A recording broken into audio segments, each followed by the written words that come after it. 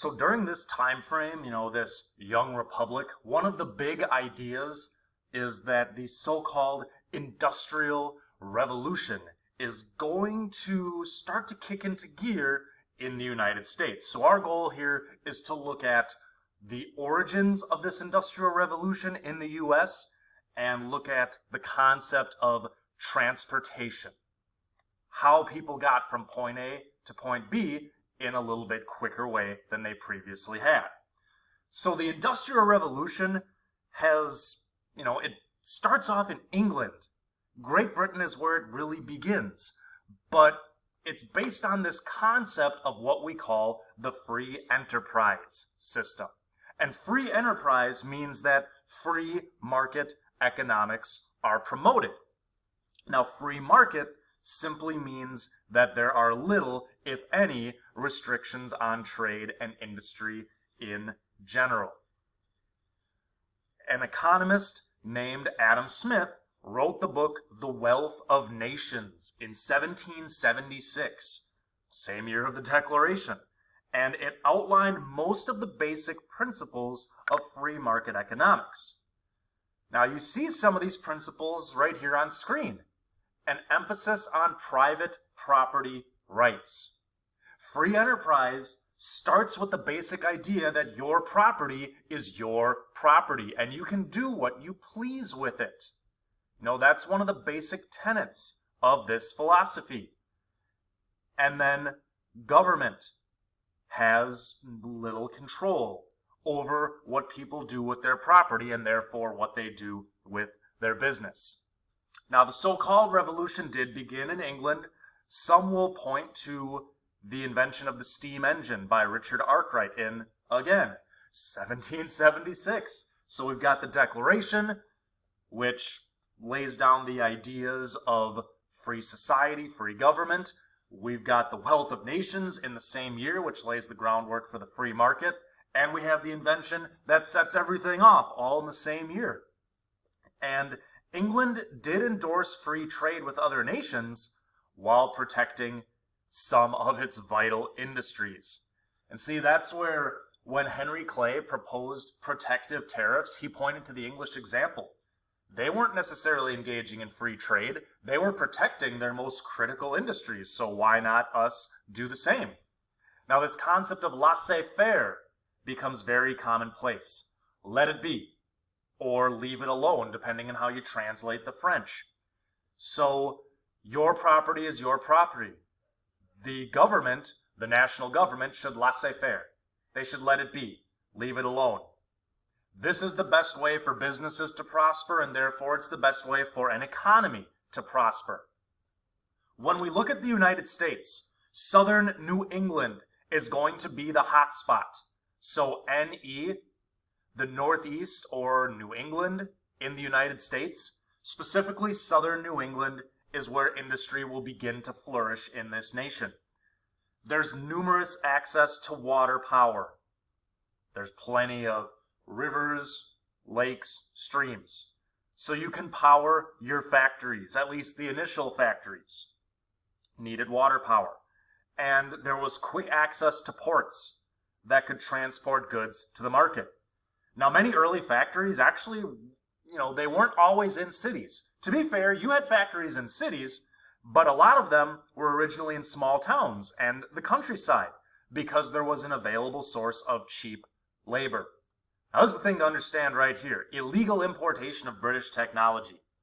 Most technology originated in England, and they were closely guarded state secrets. How did the U.S. get it? Well, covertly, meaning secretly, technically illegal. You couldn't actually get drawings or models of innovations like the power loom. So developers had to be a little bit creative with their methods.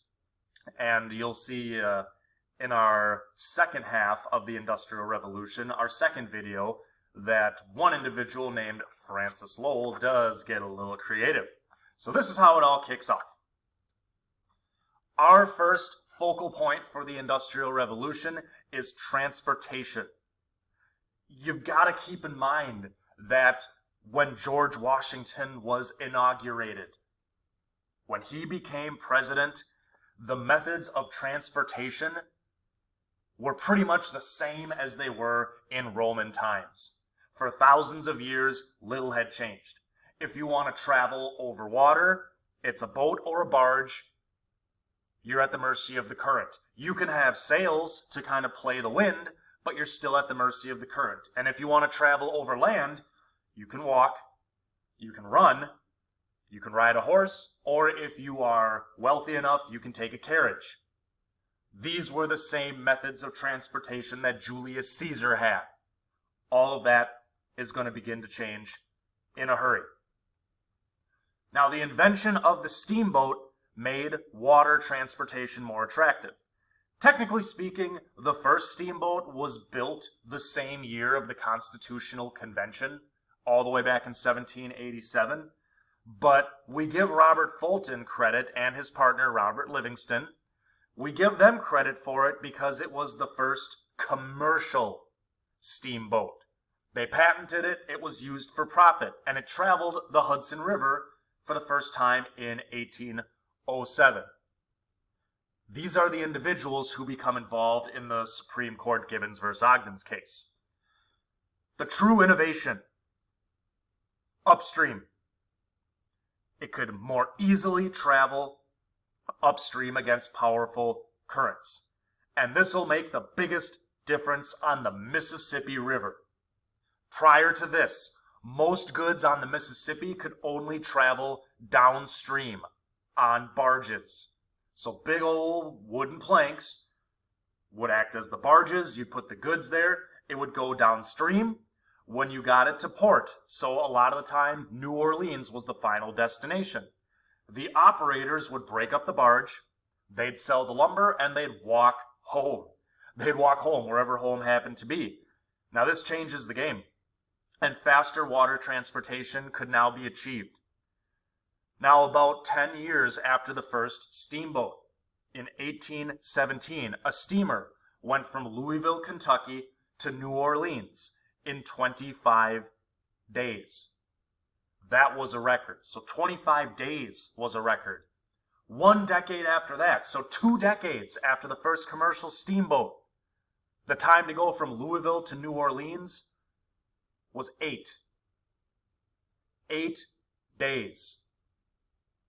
Things are moving quickly, physically and in a metaphorical sense.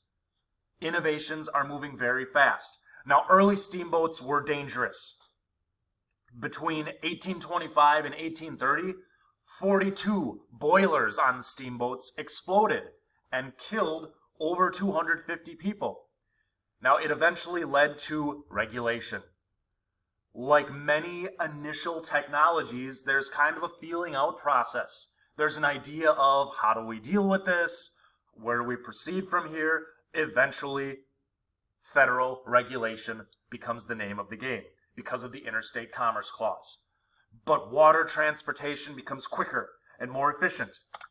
The same holds true for traveling on land when we look at railroads, specifically the passenger train. Passenger train. Now, steam locomotives were first used in England near the end of the War of 1812, and it was for economic reasons. It was designed to transport coal from a mine shaft to a nearby barge. And most innovations in trains and train engines were made in England within the next decade. Now, 1830 was when the first intercity train track was laid between the British cities of Liverpool and Manchester, both important economic centers. Peter Cooper, when we say 1830, based on a British design, Peter Cooper was an American who improved on a British model so that rail cars could handle sharp turns and various inclines. His passenger train was the Tom Thumb. He raced a horse-drawn carriage, and he lost. However, he impressed railroad executives who began to adopt his model. Now that first train, the Tom Thumb, it was 10. It traveled at 10 miles an hour, but it became faster as time went on. Now we can see here that the initial passenger trains, dirty, ugly, loud. It's not exactly clean, but like with the steamboat, things get improved over time. You can travel quicker over land. The idea of nationwide trade becomes a reality. You know, most railroads are concentrated in northern states because that's where the major cities and the industries were. But the Midwestern states, when we say westward settlement, it's initially the Midwestern states that benefit because it sped up settlement of these areas. So this revolution kicks off an era that we are, to a degree, still living in. You know, you could say it's a post-industrial age, but it begins in England, transfers to the United States, and now we are starting to innovate travel. We can get from point A to point B. We can get goods from point A to point B in a much quicker and more efficient manner than ever before.